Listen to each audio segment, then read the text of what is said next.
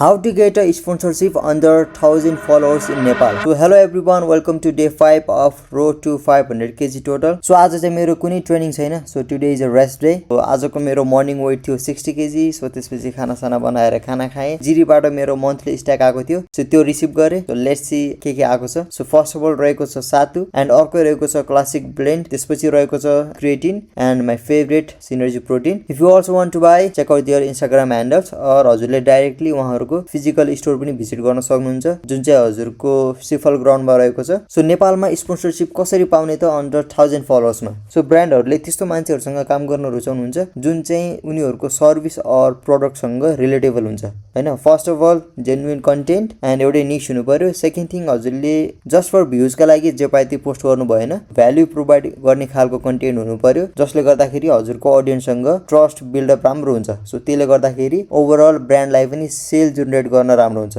Last thing भनेको हजुरले आफैले गएर सुरुमा ब्रान्डलाई रिच आउट गर्ने हो एन्ड मैले नि यसरी नै गरेको. After that if they like your content and they will definitely sponsor you. यही कुराहरु अप्लाई गरेर मैले अहिलेसम्म 4-5 वटा ब्रान्डसँग काम गरिसकेको छु. That's it for today guys and I will see you tomorrow. Thank you.